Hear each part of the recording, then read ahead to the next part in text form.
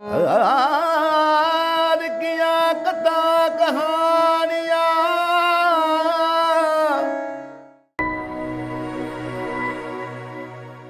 ਬਾਣੀ ਗੁਰੂ ਗੁਰੂ ਹੈ ਬਾਣੀ, ਵਿੱਚ ਬਾਣੀ ਅੰਮ੍ਰਿਤ ਸਾਰੇ। ਗੁਰਬਾਣੀ ਕਹੈ ਸੇਵਕ ਜਨ ਮਾਨੈ, ਪ੍ਰਤੱਖ ਗੁਰੂ ਨਿਸਤਾਰੇ। ਕਾਬਲੇ ਅਦਬ ਪਰਮ ਸਨਮਾਨਯੋਗ ਛਤਰ ਚਵਰ ਤਖਤ ਦੇ ਮਾਲਕ ਸਾਹਿਬ ਸਤਿਗੁਰੂ ਧੰਨ ਧੰਨ ਧੰਨ ਸ੍ਰੀ ਗੁਰੂ ਗ੍ਰੰਥ ਸਾਹਿਬ ਮਹਾਰਾਜ ਜੀ ਦੀ ਮਹਾਨ ਬਖਸ਼ਿਸ਼ ਕਿਰਪਾਲਤਾ ਸਦਕਾ ਜੋ ਆਪਾਂ ਸਤਿਗੁਰਾਂ ਦੀ ਪਾਵਨ ਬਾਣੀ ਇਤਿਹਾਸ ਨੂੰ ਸਮਝਣ ਦਾ ਯਤਨ ਕਰਦੇ ਹਾਂ। ਅੱਜ ਜੋ ਧੰਨ ਗੁਰੂ ਅਰਜਨ ਦੇਵ ਪਾਤਸ਼ਾਹ ਜੀ ਨੇ 1604 ਈਸਵੀ ਸੰਨ ਵਿੱਚ ਕਿਰਪਾ ਕੀਤੀ, ਪਹਿਲਾ ਪ੍ਰਕਾਸ਼ ਧੰਨ ਸ੍ਰੀ ਗੁਰੂ ਗ੍ਰੰਥ ਸਾਹਿਬ ਮਹਾਰਾਜ ਜੀ ਦਾ ਸੱਚਖੰਡ ਸ੍ਰੀ ਦਰਬਾਰ ਸਾਹਿਬ ਹਰਿਮੰਦਰ ਸਾਹਿਬ ਵਿਖੇ ਹੋਇਆ। ਉਸ ਪਾਵਨ ਇਤਿਹਾਸ ਦੀ ਆਪਾਂ ਉਸ ਪਾਵਨ ਦਿਹਾੜੇ ਦੀ ਸਾਂਝ ਪਾਵਾਂਗੇ। ਤੋ ਕਰੋ ਕਿਰਪਾ ਵਿਚਾਰਾਂ ਦੀ ਪ੍ਰਾਰੰਭਤਾ ਕਰਨ ਤੋਂ ਪਹਿਲਾਂ ਗੁਰੂ ਬਖਸ਼ੀ ਫਤਿਹ ਪ੍ਰਵਾਨ ਕਰੋ। ਆਖੋ ਜੀ ਵਾਹਿਗੁਰੂ ਜੀ ਕਾ ਖਾਲਸਾ, ਵਾਹਿਗੁਰੂ ਜੀ ਕੀ ਫਤਿਹ। ਜਦੋਂ ਅਸੀਂ ਪਹਿਲੇ ਪ੍ਰਕਾਸ਼ ਦੀ ਬਾਤ ਕਰਨੀ ਹੈ, ਜੋ 1604 ਈਸਵੀ ਸੰਨ ਨੂੰ ਸੱਚਖੰਡ ਸ੍ਰੀ ਦਰਬਾਰ ਸਾਹਿਬ ਹਰਿਮੰਦਰ ਸਾਹਿਬ ਵਿਖੇ ਧੰਨ ਗੁਰੂ ਅਰਜਨ ਦੇਵ ਪਾਤਸ਼ਾਹ ਮਹਾਰਾਜ ਜੀ ਨੇ ਕਿਰਪਾ ਕੀਤੀ। ਬਾਣੀ ਦੀ ਆਰੰਭਤਾ ਪ੍ਰਥਮ ਗੁਰਦੇਵ ਪਹਿਲੇ ਪਾਤਸ਼ਾਹ ਧੰਨ ਗੁਰੂ ਨਾਨਕ ਸਾਹਿਬ ਮਹਾਰਾਜ ਜਦੋਂ ਜੋਗੀਆਂ ਨੇ ਗੁਰੂ ਨਾਨਕ ਸਾਹਿਬ ਜੀ ਤੇ ਸਵਾਲ ਕੀਤਾ ਕਿ ਕਵਨ ਮੂਲ ਕਵਨ ਮਤ ਵੇਲਾ, ਕਵਨ ਗੁਰੂ ਜਿਸ ਕਾ ਤੂੰ ਚੇਲਾ, ਤਾਂ ਮਹਾਰਾਜ ਸੱਚੇ ਪਾਤਸ਼ਾਹ ਗੁਰੂ ਨਾਨਕ ਸਾਹਿਬ ਜੀ ਉਹਦਾ ਉੱਤਰ ਦਿੰਦੇ ਆ ਕਿ ਪਵਨ ਆਰੰਭ ਸਤਿਗੁਰ ਮਤ ਵੇਲਾ, ਸ਼ਬਦ ਗੁਰੂ ਸੁਰਤ ਧੁਨ ਚੇਲਾ। ਸ਼ਬਦ ਨੂੰ ਗੁਰੂ ਮਹਾਰਾਜ ਸੱਚੇ ਪਾਤਸ਼ਾਹ ਨੇ ਬਚਨ ਜਿਹੜਾ ਉਹ ਵਰਤਿਆ ਹੈ। ਫਿਰ ਆਪਾਂ ਬਚਨ ਪੜ੍ਹਦੇ ਹਾਂ, ਸ਼ਬਦ ਗੁਰ ਪੀਰਾ ਗਹਿਰ ਗੰਭੀਰਾ, ਬਿਨ ਸ਼ਬਦੈ ਜਗ ਬਉਰਾਨ। ਸਤਿਗੁਰੂ ਗੁਰੂ ਨਾਨਕ ਸਾਹਿਬ ਮਹਾਰਾਜ ਜੀ ਨੇ ਆਪਣੀ ਸਰੀਰਕ ਹਯਾਤੀ ਦੇ ਵਿੱਚ ਜਿੱਥੇ ਜਗਤ ਜਲੰਦੇ ਨੂੰ ਤਾਰਨ ਵਾਸਤੇ 4 ਉਦਾਸੀਆਂ ਕੀਤੀਆਂ ਨੇ, ਉੱਥੇ ਮਹਾਰਾਜ ਸੱਚੇ ਪਾਤਸ਼ਾਹ ਨੇ 19 ਰਾਗਾਂ ਵਿੱਚ ਗੁਰਬਾਣੀ ਉਚਾਰਨ ਕੀਤੀ ਹੈ। ਜਪਜੀ ਸਾਹਿਬ ਦੀ ਬਾਣੀ ਜੋ ਰਾਗ ਤੋਂ ਮੁਕਤ ਹੈ, ਧੰਨ ਗੁਰੂ ਨਾਨਕ ਸਾਹਿਬ ਮਹਾਰਾਜ ਜੀ ਨੇ ਕਿੱਡੀ ਵੱਡੀ ਕਿਰਪਾ ਕੀਤੀ ਔਰ ਜ਼ਿੰਦਗੀ ਦਾ ਹਰ ਪੱਖ, ਜੀਵਨ ਦਾ ਹਰ ਪਾਸਾ ਜਿਹੜਾ ਆ ਉਸ ਪਾਵਨ ਬਾਣੀ ਦੇ ਅੰਦਰ, ਜਪਜੀ ਸਾਹਿਬ ਦੇ ਅੰਦਰ ਮਹਾਰਾਜ ਸੱਚੇ ਪਾਤਸ਼ਾਹ ਨੇ ਲਿਖ ਦਿੱਤਾ, ਅੰਕਿਤ ਕਰ ਦਿੱਤਾ। 19 ਰਾਗਾਂ ਦੇ ਵਿੱਚ ਸਤਿਗੁਰਾਂ ਨੇ ਜੋ ਬਾਣੀ ਉਚਾਰਨ ਕੀਤੀ ਹੈ, ਜੋ ਬਖਸ਼ਿਸ਼ ਸਾਡੇ ਤੇ ਕੀਤੀ, ਸਤਿਗੁਰੂ ਦਾਤਾ ਜੀ ਕਿਰਪਾ ਕਰਦੇ ਆ।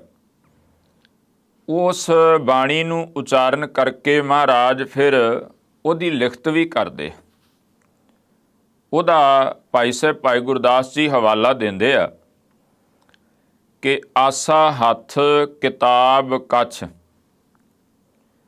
ਆਸਾ ਕਹਿੰਦੇ ਆ ਡੰਡੇ ਨੂੰ, ਤੇ ਕਿਤਾਬ ਸ਼ਬਦ ਜਿਹੜਾ ਹੈ ਉਹ ਪੋਥੀ ਵਾਸਤੇ ਵਰਤਿਆ, ਕਿਉਂਕਿ ਜਿਹੜਾ ਗ੍ਰੰਥ ਸ਼ਬਦ ਆ ਨਾ, ਇਹ ਸੰਸਕ੍ਰਿਤ ਦਾ ਹੈ। ਪਰਸ਼ੀਅਨ ਦੇ ਵਿੱਚ, ਫਾਰਸੀ ਵਿੱਚ, ਉਰਦੂ ਅੰਦਰ, ਅਰਬੀ ਵਿੱਚ ਗ੍ਰੰਥ ਸ਼ਬਦ ਨਹੀਂ ਹੈ, ਉੱਥੇ ਕਿਤਾਬ ਸ਼ਬਦ ਹੀ ਹੈ। ਕਿਤਾਬ ਜਿਹੜਾ ਸ਼ਬਦ ਹੈ ਉਹ ਕਿਸੇ ਧਾਰਮਿਕ, ਜਿਹਨੂੰ ਆਪਾਂ ਬੜਾ ਅਦਬ ਦੇਣਾ ਹੋਵੇ ਤਾਂ ਉਹਨੂੰ ਉਹ ਪਾਕ ਕਿਤਾਬ ਕਹਿ ਸਕਦੇ ਆ ਜਾਂ ਮੁਕੱਦਸ ਕਿਤਾਬ ਕਹਿ ਸਕਦੇ। ਇਹ ਸ਼ਬਦ ਉਹ ਵਰਤਦੇ। ਭਾਈ ਸਾਹਿਬ ਭਾਈ ਗੁਰਦਾਸ ਜੀ ਦੇ ਜਦੋਂ ਬਚਨ ਪੜ੍ਹੋਗੇ ਤੇ ਇੱਕ ਤੇ ਆਪਾਂ ਇਹ ਬਚਨ ਪੜ੍ਹ ਰਹੇ ਹਾਂ ਕਿ ਆਸਾ ਹੱਥ ਕਿਤਾਬ ਕਛ। ਗੁਰੂ ਨਾਨਕ ਸਾਹਿਬ ਜੀ ਦੇ ਹੱਥ ਵਿੱਚ ਇੱਕ ਡੰਡਾ ਤੇ ਨਾਲ ਸਤਿਗੁਰਾਂ ਦੇ ਕੋਲ ਉਹ ਪੋਥੀ ਸਾਹਿਬ, ਕਿਉਂਕਿ ਮਹਾਰਾਜ ਨੇ ਜਿਹੜੀ 19 ਰਾਗਾਂ 'ਚ ਗੁਰਬਾਣੀ ਉਚਾਰਨ ਕੀਤੀ ਹੈ, ਇਹਦਾ ਇਹ ਨਹੀਂ ਕਿ ਮਹਾਰਾਜ ਨੇ ਇੱਕ ਖਾਸ ਥਾਂ ਬਣਾਈ ਸੀ ਬਸ ਉੱਥੇ ਬੈਠਦੇ ਤੇ ਉਚਾਰ ਦਿੰਦੇ, ਜਾਂ ਕੋਈ 2-4 ਦਿਨਾਂ ਦੇ ਵਿੱਚ ਮਹਾਰਾਜ ਨੇ ਉਚਾਰਨ ਕੀਤੀ ਤੇ ਬਸ ਸਮਾਪਤ ਹੋ ਗਿਆ। ਨਹੀਂ, 4 ਉਦਾਸੀਆਂ ਦੇ ਦੌਰਾਨ ਸਤਿਗੁਰਾਂ ਨੇ ਕਿੱਥੇ ਕਿੱਥੇ ਜਾ ਕੇ, ਜਿਵੇਂ ਆਪਾਂ ਜਦੋਂ ਸੈਦਪੁਰ ਦਾ ਇਤਿਹਾਸ ਪੜ੍ਹਦੇ ਹਾਂ ਤੇ ਉੱਥੇ ਮਹਾਰਾਜ ਨੇ ਵੇਖੋ ਕਿੰਨੇ ਸ਼ਬਦ ਉਚਾਰਨ ਕੀਤੇ, ਜਿਹਨੂੰ ਅਸੀਂ ਭੁਲੇਖੇ ਨਾਲ ਕਹਿ ਦਿੰਦੇ ਹਾਂ ਬਾਬਰ ਬਾਣੀ। ਬਾਬਰ ਬਾਣੀ ਨਹੀਂ ਆ, ਬਾਣੀ ਗੁਰੂ ਨਾਨਕ ਸਾਹਿਬ ਦੀ ਆ, ਲੇਕਿਨ ਜ਼ਿਕਰ ਉਹਦੇ ਵਿੱਚ ਬਾਬਰ ਦੇ ਹੱਲੇ ਦਾ ਕੀਤਾ ਗਿਆ। ਔਰ ਉਹਦੇ ਤੋਂ ਬਾਅਦ ਮਹਾਰਾਜ ਸੱਚੇ ਪਾਤਸ਼ਾਹ ਜਦੋਂ ਇਹ ਬਾਣੀ ਉਚਾਰਦੇ ਆ ਤੇ ਆਪ ਜੀ ਪੜ੍ਹੋ, ਭਾਈ ਸਾਹਿਬ ਭਾਈ ਲਾਲੋ ਜੀ ਜਦੋਂ ਸੁਣਦੇ ਆ ਨਾ ਮਹਾਰਾਜ ਕੋਲੋਂ, ਤੇ ਸਤਿਗੁਰੂ ਸੱਚੇ ਪਾਤਸ਼ਾਹ ਨੂੰ ਭਾਈ ਲਾਲੋ ਜੀ ਕਹਿੰਦੇ, ਦਾਤਾ ਇਹ ਸ਼ਬਦ ਤੁਸੀਂ ਕਿੱਥੋਂ ਲੈ ਕੇ ਆਉਂਦੇ ਹੋ, ਇਹ ਬੋਲ ਤੁਸੀਂ ਕਿੱਥੋਂ ਬੋਲਦੇ ਹੋ, ਇਹ ਬਚਨ ਤੁਸੀਂ ਕਿਵੇਂ ਬੋਲਦੇ ਹੋ। ਮਹਾਰਾਜ ਸੱਚੇ ਪਾਤਸ਼ਾਹ ਇਹ ਬੜੇ ਹਿਰਦੇ ਨੂੰ ਠੰਡ ਪਾਉਂਦੇ ਨੇ, ਇਹ ਤੁਹਾਡੇ ਬੋਲ ਬੜੇ ਮਿੱਠੇ ਨੇ, ਬੜੇ ਸੀਤਲਤਾ ਦੇਣ ਵਾਲੇ। ਤੇ ਮਹਾਰਾਜ ਕਹਿੰਦੇ, ਭਾਈ ਲਾਲੋ ਜੀ ਇਹ ਮੇਰੇ ਬੋਲ ਨਹੀਂ, ਜੈਸੀ ਮੈਂ ਆਵੇ ਖਸਮ ਕੀ ਬਾਣੀ ਤੈਸੜਾ ਕਰੀ ਗਿਆਨ ਵੇ ਲਾਲੋ। ਜੈਸੀ ਕਹਿੰਦੇ ਖਸਮ ਦੀ ਬਾਣੀ ਆਉਂਦੀ ਹੈ, ਮੈਂ ਉਹ ਸੰਸਾਰ ਨੂੰ ਦੱਸਦਾ ਹਾਂ, ਕਹਿੰਦਾ ਹਾਂ, ਇਹ ਮੇਰੀ ਨਹੀਂ ਹੈ। ਤੇ ਮਹਾਰਾਜ ਨੇ ਇੱਕ ਵਾਰ ਨਹੀਂ 7 ਮਰਤਬਾ ਭਾਈ ਸਾਹਿਬ ਭਾਈ ਲਾਲੋ ਜੀ ਨੂੰ ਆਵਾਜ਼ ਮਾਰੀ ਇੱਕ ਸ਼ਬਦ 'ਚ। ਸਦਾ ਵਾਸਤੇ ਉਹ ਸੰਸਾਰ ਦੇ ਉੱਤੇ ਅਮਰ ਹੋ ਗਏ। ਤੋ ਮਹਾਰਾਜ ਨੇ ਉੱਥੇ ਵੀ ਸ਼ਬਦ ਉਚਾਰਨ ਕੀਤੇ। ਫਿਰ ਆਪਾਂ ਜਗਨਨਾਥਪੁਰੀ, ਕਿਉਂਕਿ ਸਤਿਗੁਰੂ ਮਹਾਰਾਜ ਜਦੋਂ ਗਗਨ ਮੈਂ ਥਾਲ ਰਵਚੰਦ ਦੀਪਕ ਬਨੇ ਤਾਰਕਾ ਮੰਡਲ ਜਨਕ ਮੋਤੀ ਕਹਿੰਦੇ, ਉੱਥੇ ਜਾ ਕੇ ਉਚਾਰਦੇ ਆ। ਫਿਰ ਓਅੰਕਾਰ ਬਾਣੀ ਹੈ ਜਿਹੜੀ ਰਾਮਕਲੀ ਰਾਗ ਦੇ ਵਿੱਚ ਹੈ, ਅਸੀਂ ਦੱਖਣੀ ਓਅੰਕਾਰ ਕਹਿ ਦਿੰਦੇ ਹਾਂ, ਦੱਖਣੀ ਓਅੰਕਾਰ ਨਹੀਂ। ਓਅੰਕਾਰ ਨਾ ਪੂਰਬੀ ਹੈ, ਨਾ ਪੱਛਮੀ ਹੈ, ਨਾ ਉੱਤਰੀ, ਨਾ ਦੱਖਣੀ। ਓਅੰਕਾਰ ਤਾਂ ਸਭ ਦਿਸ਼ਾਵਾਂ ਵਿੱਚ, ਭਾਵ ਕਿ ਜੇ ਅਸੀਂ ਉਹਨੂੰ ਦੱਖਣੀ ਕਹਿ ਦਿਆਂਗੇ ਫਿਰ ਪੂਰਬ ਵਾਲਾ ਰੱਬ ਘੋਰ ਲੱਭਣਾ ਪਏਗਾ। ਉਹ ਤਾਂ ਚਤਰ ਚੱਕਰ ਵਰਤੀ, ਚਤਰ ਚੱਕਰ ਭੁਗਤੇ ਹੈ, ਉਹ ਤਾਂ ਚਾਰੇ ਪਾਸੇ ਹੈ। ਚਤੁਰ ਦਿਸ਼ਾ ਕੀਨੋ ਬਲ ਆਪਣਾ ਸਿਰ ਉੱਪਰ ਕਰ ਧਾਰਿਓ। ਉਹ ਹੁਣ ਮਹਾਰਾਜ ਵੇਖੋ ਕਿੱਥੇ ਜਾ ਕੇ ਉਚਾਰਨ ਕਰਦੇ। ਆਸਾ ਕੀ ਵਾਰ ਸਤਿਗੁਰਾਂ ਨੇ ਕੁਝ ਪੌੜੀਆਂ ਲਾਹੌਰ ਦੀ ਧਰਤੀ 'ਤੇ ਵੀ ਉਚਾਰਨ ਕੀਤੀਆਂ। ਤੋ ਇਸ ਪ੍ਰਕਾਰ ਸਿੱਧ ਗੋਸ਼ਟ ਬਾਣੀ ਆ, ਜੋਗੀਆਂ ਨੂੰ ਕਿੱਥੇ ਕਿੱਥੇ ਮਹਾਰਾਜ ਮਿਲੇ ਆ।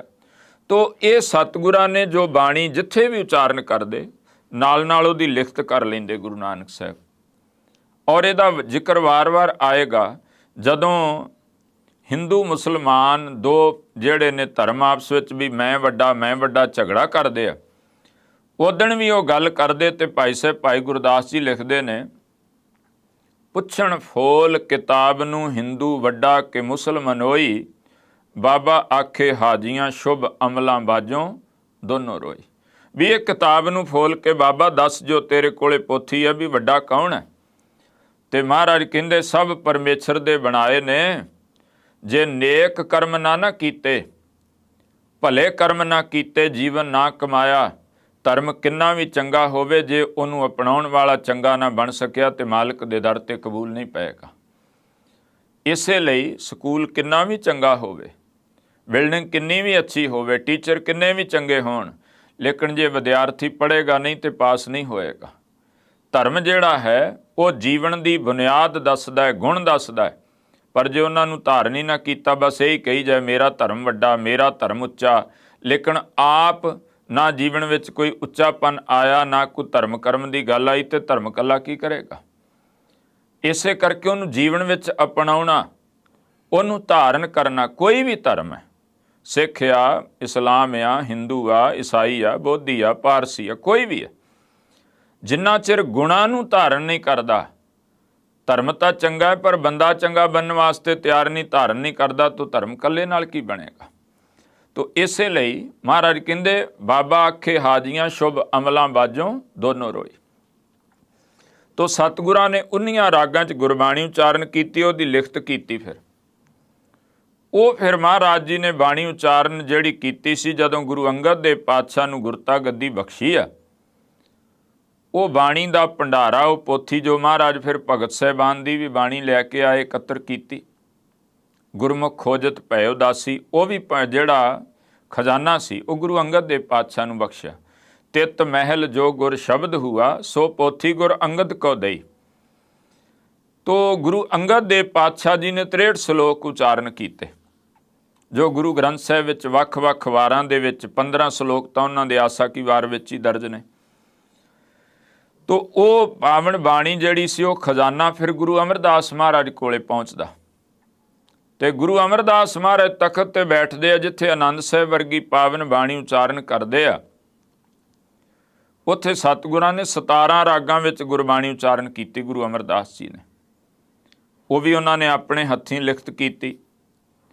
ਤੋ ਹੁਣ ਇੱਥੇ ਹੀ ਫਿਰ ਗੁਰੂ ਅਮਰਦਾਸ ਮਹਾਰਾਜ ਜੀ ਦੇ ਸਮੇਂ ਭੱਟਾਂ ਦਾ ਗੁਰੂ ਘਰ ਵਿੱਚ ਆਉਣਾ ਹੁੰਦਾ ਹੈ। ਇਹ ਜਿਹੜਾ ਸਵਈਆ ਆਪਾਂ ਪੜ੍ਹਦੇ, ਉਹਨਾਂ ਨੇ ਗੁਰੂ ਅਮਰਦਾਸ ਮਹਾਰਾਜ ਜੀ ਦੀ ਸਿਫਤ ਕਰਦਿਆਂ ਲਿਖਿਆ ਕਿ ਅਸੀਂ ਬਹੁਤ ਘੁੰਮੇ, ਔਰ ਇੱਕ ਵਰਸ ਉਹਨਾਂ ਸ਼ਬਦ ਵਰਤੇ, 1 ਸਾਲ ਰਹਿਓ ਸੰਤ ਹੋਂ ਟੋਲ, ਸਾਧ ਬਹੁ ਤੇਰੇ ਡਿੱਠੇ, ਸੰਨਿਆਸੀ ਤਪਸੀਐ ਮੁਖੋਂ ਇਹ ਪੰਡਤ ਮਿੱਠੇ, ਬਰਸ ਏਕ ਹੋਂ ਫਿਰਿਓ ਕਿਨੇ ਨੋ ਪਰਚੋ ਲਾਇਓ, ਕਹਤੇ ਕਹਿਤੀ ਸੁਣੀ ਰਹਿਤ ਕੋ ਖੁਸ਼ੀ ਨਾ ਆਇਓ, ਹਰ ਨਾਮ ਛੋੜ ਦੂਜੇ ਲੱਗੇ ਤਿਨਕੇ ਗੁਣ ਹੋਂ, ਕਿਆ ਕਹੋਂ ਗੁਰ ਦਈ ਮਿਲਾਇਓ, ਭਿਖਿਆ ਜਿਵ ਤੂੰ ਰੱਖੈਂ ਤਿਵ ਰਹੋ। ਇਹਨਾਂ ਦੇ ਵਿੱਚੋਂ ਆਗੂ ਸਨ ਭੱਟ ਭਿੱਖਾ ਜੀ। ਹੁਣ ਉਹਨਾਂ ਨੇ 1 ਸਾਲ ਉਹ ਫਿਰ ਗੁਰੂ ਅਮਰਦਾਸ ਮਹਾਰਾਜ ਦੇ ਚਰਨਾਂ ਵਿੱਚ ਆਏ। ਇੱਥੋਂ ਭੱਟਾਂ ਦਾ ਗੁਰੂ ਘਰ ਨਾਲ ਰਿਸ਼ਤਾ ਬਣਦਾ। ਫਿਰ ਭੱਟ ਸਾਹਿਬਾਨ ਦੇ ਸਵਈਏ ਵੀ ਨਾਲ ਜਿਹੜੇ ਨੇ, ਉਹ ਫਿਰ 5ਵੇਂ ਪਾਤਸ਼ਾਹ ਤੱਕ ਦੀ ਸਿਫਤ ਲਿਖਦੇ ਆ। ਉਹ ਹੁਣ ਜਦੋਂ ਚੌਥੇ ਗੁਰਦੇਵ ਜੀ ਗੁਰੂ ਅਮਰਦਾਸ ਮਹਾਰਾਜ 17 ਰਾਗਾਂ 'ਚ ਗੁਰਬਾਣੀ ਉਚਾਰਨ ਕਰਦੇ, ਗੁਰੂ ਰਾਮਦਾਸ ਜੀ ਤਖਤ ਤੇ ਬੈਠਦੇ ਆ, ਜਿੱਥੇ ਗੁਰੂ ਅਮਰਦਾਸ ਜੀ ਨੇ ਸੱਤ ਬਾਣੀ ਵੀ ਜਦੋਂ ਕੋਈ ਪੁਰਾਣੀ ਚੜ੍ਹਾਈ ਕਰ ਜਾਂਦਾ, ਉਦੋਂ ਕੀ ਕਰਨਾ, ਆਪਣੇ ਮਹਾਰਾਜ ਨੇ ਸਰੀਰਕ ਚੋਲੇ ਨੂੰ ਤਿਆਗਣ ਲੱਗਿਆਂ ਜੋ ਵਸੀਅਤਨਾਮਾ ਸੀ, ਕਹਿੰਦੇ ਆ ਵੀ ਮੇਰੇ ਤੋਂ ਬਾਅਦ ਕੀ ਕਰਨਾ। ਦੁਨਿਆਵੀ ਬੰਦਾ ਵਸੀਅਤਨਾਮਾ ਕਰਦਾ ਹੈ, ਮੇਰੀ ਆਹ ਥਾਂ ਇਹਨੂੰ ਦੇ ਦਿਓ, ਆਹ ਧਨ ਇਹਨੂੰ ਦੇ ਦਿਓ, ਇਹਦੇ 'ਚ ਵੰਡ ਦਿਓ, ਇਹ ਹੁੰਦਾ। ਮਹਾਰਾਜ ਗੁਰਮਤਿ ਦਾ ਵਸੀਅਤਨਾਮਾ ਕਰਦੇ। ਗੁਰੂ ਰਾਮਦਾਸ ਜੀ ਲਾਵਾਂ ਉਚਾਰਨ ਕਰਦੇ ਆ, ਕਿਰਪਾ ਕਰਦੇ ਵੀ ਆਨੰਦ ਕਾਰਜ ਕਿਵੇਂ ਹੋਵੇ। ਕਿਰਪਾ ਕੀਤੀ, ਜੀਵਨ ਦੇ 3 ਪੜਾਅ ਕਹਿ ਕੇ ਚੌਥੇ 'ਚ ਮਿਲਾਪ ਆਖਿਆ। ਗੁਰੂ ਰਾਮਦਾਸ ਜੀ ਨੇ 30 ਰਾਗਾਂ 'ਚ ਗੁਰਬਾਣੀ ਉਚਾਰਨ ਕੀਤੀ। ਹੁਣ ਉਹ ਸਾਰਾ ਖਜ਼ਾਨਾ ਗੁਰੂ ਅਰਜਨ ਦੇਵ ਪਾਤਸ਼ਾਹ ਮਹਾਰਾਜ ਪਾਸ ਪਹੁੰਚਿਆ। ਗੁਰੂ ਅਰਜਨ ਦੇਵ ਪਾਤਸ਼ਾਹ ਨੇ ਆਪ 30 ਰਾਗਾਂ 'ਚ ਗੁਰਬਾਣੀ ਉਚਾਰਨ ਕੀਤੀ, ਤੇ ਸਤਿਗੁਰੂ ਸੱਚੇ ਪਾਤਸ਼ਾਹ ਨੇ ਇਹ ਖਜ਼ਾਨਾ ਫਿਰ ਜਦੋਂ ਹੋਇਆ ਕਿ ਅਜੇ ਪੋਥੀ ਰੂਪ ਦੇ ਵਿੱਚ ਸੀ। ਗੁਰੂ ਨਾਨਕ ਸਾਹਿਬ ਜੀ ਦੀ ਉਚਾਰਨ ਕੀਤੀ ਬਾਣੀ ਦੀ ਪੋਥੀ ਵੱਖਰੀ, ਗੁਰੂ ਅੰਗਦ ਦੇਵ ਪਾਤਸ਼ਾਹ ਜੀ ਦੇ ਸ਼ਲੋਕਾਂ ਦੀ ਪੋਥੀ ਵੱਖਰੀ, ਭਗਤ ਸਾਹਿਬਾਨ ਦੀ ਬਾਣੀ ਦੀਆਂ ਪੋਥੀ ਸਾਹਿਬ ਜਿਹੜੀਆਂ ਵੱਖਰੀਆਂ, ਗੁਰੂ ਅਮਰਦਾਸ ਗੁਰੂ ਰਾਮਦਾਸ ਜੀ ਦੀ ਬਾਣੀ ਦੀ ਪੋਥੀ ਵੱਖਰੀ। ਹੁਣ ਭੱਟ ਸਾਹਿਬਾਨ ਵੀ ਨਾਲ ਸਵਈਏ ਉਚਾਰਦੇ। ਬਾਬੇ ਸੱਤੇ ਬਲਵੰਡ ਨੇ ਵਾਰ ਆਖੀ ਰਾਮਕਲੀ ਰਾਗ ਵਿੱਚ। ਬਾਬਾ ਸੁੰਦਰ ਜੀ ਹੁਣਾਂ ਨੇ ਗੁਰੂ ਅਮਰਦਾਸ ਜੀ ਦੇ ਉਹਨਾਂ ਬਚਨਾਂ ਨੂੰ ਸਦ ਰੂਪ ਵਿੱਚ ਅੰਕਿਤ ਕੀਤਾ। ਇਹ ਜਿਹੜੀ ਬਾਣੀ ਹੈ ਜਦੋਂ ਉਹਨਾਂ ਦੇ ਕੋਲ ਗੁਰੂ ਅਰਜਨ ਦੇਵ ਪਾਤਸ਼ਾਹ ਦੇ ਪਾਸ ਪਹੁੰਚੀ, ਹੁਣ ਹੌਲੀ ਹੌਲੀ ਹੋਇਆ ਕਿ ਬਾਬੇ ਪ੍ਰਿਥੀ ਚੰਦ ਨੂੰ ਜਦੋਂ ਗੁਰਤਾ ਗੱਦੀ ਨਹੀਂ ਮਿਲੀ ਤਾਂ ਉਹਨਾਂ ਨੇ ਹੇਹਰਾਂ ਆਪਣੇ ਜਿਹੜਾ ਸਹੁਰੇ ਪਿੰਡ ਹਰਿਮੰਦਰ ਸਾਹਿਬ ਦੀ ਨਕਲ ਤਿਆਰ ਕਰਨ ਦਾ ਯਤਨ ਕੀਤਾ, ਔਰ ਦੁੱਖ ਭੰਜਣੀ ਬੇਰੀ ਦੀ ਥਾਂ ਤੇ ਦੁੱਖ ਨਿਵਾਰਨ ਬਣਾਇਆ, ਔਰ ਆਪ ਗੱਦੀ ਲਾ ਕੇ ਬਹਿੰਦਾ ਤੇ ਆਂਦਾ ਵੀ ਹੁਣ ਪੋਥੀ ਵੀ ਇੱਕ ਬਣਾਉਣੀ ਹੈ, ਭਾਵ ਕਿ ਪੋਥੀ ਦੇ ਮੁਕਾਬਲ ਤਨ ਕੀਰਤਨ ਕਰਦੇ ਸਨ ਗੁਰੂ ਕੇ ਪਿਆਰੇ। ਕਹਿੰਦੇ ਜਿਹੜਾ ਮਿਹਰਵਾਨ ਹੈ ਨਾ, ਬਾਬੇ ਪ੍ਰਿਥੀ ਚੰਦ ਦਾ ਪੁੱਤਰ, ਇਤਿਹਾਸ ਦੇ ਬੋਲ ਨੇ, ਮਿਹਰਵਾਨ ਪੁੱਤਰ ਪ੍ਰਿਥੀਏ ਦਾ ਕਵੀਸ਼ਰੀ ਕਰੇ। ਕਹਿੰਦੇ ਉਹ ਜਦੋਂ ਕਵੀਸ਼ਰੀ ਭਾਵ ਕਿ ਕਵਿਤਾ ਜੋੜ ਜਿਹੜਾ ਐਸਾ ਕੁਝ ਕਰਦਾ ਸੀ, ਬੋਲਦਾ ਵੀ ਸੀ।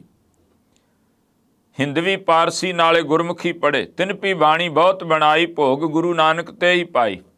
ਆਪ ਜੀ ਹੁਣ ਬਾਣੀ ਵਿੱਚ ਵੇਖੋਗੇ ਗੁਰੂ ਤੇਗ ਬਹਾਦਰ ਸਾਹਿਬ ਦੀ ਬਾਣੀ ਜੋ ਬਾਅਦ ਵਿੱਚ ਸਤਿਗੁਰਾਂ ਨੇ ਉਚਾਰਨ ਕੀਤੀ, 5ਵੇਂ ਗੁਰਦੇਵ ਤੱਕ ਕਿਸੇ ਵੀ ਗੁਰੂ ਸਾਹਿਬਾਨ ਜੀ ਨੇ ਨਹੀਂ ਲਿਖਿਆ ਕਹੇ ਅੰਗਦ, ਕਹੇ ਅਮਰਦਾਸ ਜਾਂ ਕਹੇ ਰਾਮਦਾਸ ਜਾਂ ਕਹੇ ਅਰਜਨ, ਨਹੀਂ, ਕਹੇ ਨਾਨਕ ਕੀ ਸ਼ਬਦ ਵਰਤਿਆ। ਗੁਰੂ ਨਾਨਕ ਸਾਹਿਬ ਦੀ ਹੀ ਮੋਹਰ ਛਾਪ ਵਰਤੀ ਹੈ, ਕਿਉਂਕਿ ਜੋਤ ਉਹੀ ਹੈ, ਜਾਮਾ ਬਦਲਿਆ, ਜੋਤ ਉਹੀ ਹੈ। ਹੁਣ ਉਹ ਜਦੋਂ ਕੁਝ ਸਿੱਖ ਭੁਲੇਖੇ ਵਿੱਚ ਉਹ ਬਾਣੀ ਕਈ ਵਾਰੀ ਉਚਾਰਦੇ, ਜਿਵੇਂ ਅੱਜ ਸਾਡੇ ਵਿਆਹਾਂ ਦੇ ਕਾਰਡ ਅਜੇ ਤੱਕ ਵੀ ਸ਼ਬਦ 'ਤੇ ਅਸੀਂ ਲਿਖਦੇ ਨੇ ਉੱਪਰ ਇੱਕ ਓਅੰਕਾਰ ਲਿਖ ਕੇ ਸਤਿਗੁਰ ਦਾਤੇ ਕਾਜ ਰਚਾਇਆ, ਆਪਣੀ ਮਿਹਰ ਕਰਾਈ, ਦਾਸਾਂ ਕਾਰਜ ਆਪ ਸਵਾਰੇ ਉਸ ਦੀ ਵਡਿਆਈ। ਇਹ ਬਾਣੀ ਨਹੀਂ ਹੈ, ਇਹ ਕੋਲੋਂ ਜੋੜੇ ਗਏ ਬੋਲ ਨੇ, ਪਰ ਸਾਡੇ ਵਿੱਚ ਮਕਬੂਲ ਹੋ ਗਏ। ਬਹੁਤ ਕੁਝ ਇਸ ਤਰ੍ਹਾਂ ਹੈ। ਤੋ ਉੱਥੇ ਫਿਰ ਮਹਾਰਾਜ ਜੀ ਨੇ ਜਿਹੜੇ ਬੋਲ ਉੱਥੇ ਕਹਿ, ਕਹਿੰਦੇ ਏਕ ਦਿਵਸ ਪ੍ਰਭ ਪ੍ਰਾਤਹਿ ਕਾਲਾ, ਦਇਆ ਭਰੇ ਪ੍ਰਭ ਦੀਨ ਦਿਆਲਾ। ਇੱਕ ਦਿਨ ਅੰਮ੍ਰਿਤ ਵੇਲੇ ਪ੍ਰਾਤਹਿ ਕਾਲ ਸਵੇਰੇ ਦਇਆ ਦੇ ਭਰੇ ਜੈ ਮਨ ਉਪਜੀ ਪ੍ਰਗਟਿਓ ਜਗ ਪੰਥ। ਉਹਨਾਂ ਦੇ ਮਨ ਵਿੱਚ ਕਿ ਪੰਥ ਤਾਂ ਹੁਣ ਜਗਤ ਤੇ ਬਾਬੇ ਨਾਨਕ ਦਾ ਮਾਰਿਆ ਸਿੱਕਾ, ਜਗਤ ਵਿੱਚ ਨਾਨਕ ਨਿਰਮਲ ਪੰਥ ਚਲਾਇਆ, ਤੇ ਕਾਰਨ ਅਬ ਕੀਜੈ ਗ੍ਰੰਥ। ਇਸ ਪੰਥ ਨੂੰ ਸੇਧ ਦੇਣ ਵਾਸਤੇ ਇੱਕ ਗ੍ਰੰਥ ਚਾਹੀਦਾ, ਜਿਹਦੇ ਵਿੱਚੋਂ ਇਹ ਜੀਵਨ ਜਾਚ ਦੀ ਦਾਤ ਪ੍ਰਾਪਤ ਕਰ ਸਕਣ। ਭਾਈ ਗੁਰਦਾਸ ਕੋ ਆਗਿਆ ਕਰੀ। ਭਾਈ ਸਾਹਿਬ ਭਾਈ ਗੁਰਦਾਸ ਜੀ ਨੂੰ ਫਿਰ ਹੁਕਮ ਕੀਤਾ, ਆਗਿਆ ਕਰ ਦਿੱਤੀ, ਸਭ ਕਰ ਇਕੱਤ ਬਾਣੀ ਇਹ ਘਰੀ। ਕਹਿੰਦੇ ਸਭ ਪੋਥੀ ਸਾਹਿਬਾਨ ਇਕੱਠੀਆਂ ਕਰੋ, ਉਹ ਬਾਣੀ ਭਗਤਨ ਕੀ ਸਭ ਮੇਲੋ। ਤੇ ਕਹਿੰਦੇ ਭਗਤ ਸਾਹਿਬਾਨ ਦੀ ਬਾਣੀ ਵੀ ਜਿਹੜੀ ਹੈ ਉਹ ਵੀ ਵਿੱਚ ਦਰਜ ਕਰਨੀ ਹੈ। ਸਾਚੀ ਰਾਖੋ ਝੂਠੀ ਪਹਿਲੋ। ਕਹਿੰਦੇ ਜੋ ਵਿੱਚ ਕੋਈ ਰਲਾ ਪਿਆ ਐਸਾ ਕੁਝ ਹੋਇਆ ਹੈ ਉਹਨੂੰ ਪਾਸੇ ਕਰ ਦਿਓ, ਤੇ ਜਿਹੜੀ ਸੱਚੀ ਬਾਣੀ ਹੈ ਉਹ ਦਰਜ ਕਰੋ। ਆਖਿਆ ਜੀ ਮੈਂ ਕਿਵੇਂ ਸਮਝਾਂਗਾ, ਤੁਸੀਂ ਦਇਆ ਕਰੋ ਤਾਂ ਹੀ। ਤੇ ਮਹਾਰਾਜ ਕਹਿੰਦੇ ਜਿਵੇਂ ਇੱਕ ਬੱਚਾ ਭਾਵੇਂ ਅੰਧ ਦੇ ਓਲੇ ਹੋਵੇ, ਬਾਹਰ ਉਹਦਾ ਆ ਕੇ ਬਾਪ ਬੋਲੇ ਤੇ ਉਹ ਆਪਣੇ ਬਾਪ ਦੀ ਆਵਾਜ਼ ਪਛਾਣਦਾ, ਮੇਰਾ ਪਿਤਾ ਹੈ। ਕਹਿੰਦੇ ਗੁਰੂ ਨਾਲ ਇਹੋ ਜਿਹਾ ਰਿਸ਼ਤਾ ਬਣਾਓ, ਫਿਰ ਜਦੋਂ ਗੁਰੂ ਬੋਲੇਗਾ ਤੁਹਾਨੂੰ ਪਤਾ ਲੱਗੇਗਾ ਕਿ ਤੁਹਾਡਾ ਪਿਤਾ ਗੁਰਦੇਵ ਬੋਲ ਰਿਹਾ ਕਿ ਕੋਈ ਬੇਗਾਨਾ ਪਿਆ ਬੋਲਦਾ, ਪਰ ਇਹ ਰਿਸ਼ਤਾ ਬਣ ਜਾਏ ਗੁਰੂ ਦੇ ਨਾਲ। ਉੱਥੇ ਫਿਰ ਰਾਮਸਰ ਸਾਹਿਬ ਦੇ ਪਾਵਨ ਸਥਾਨ 'ਤੇ ਤੰਬੂ ਲਗਾਇਆ ਗਿਆ, ਜਿੱਥੇ ਅੱਜ ਆਪਾਂ ਰਾਮਸਰ ਸਾਹਿਬ ਸਰੋਵਰ ਦੇਖਦੇ ਹਾਂ।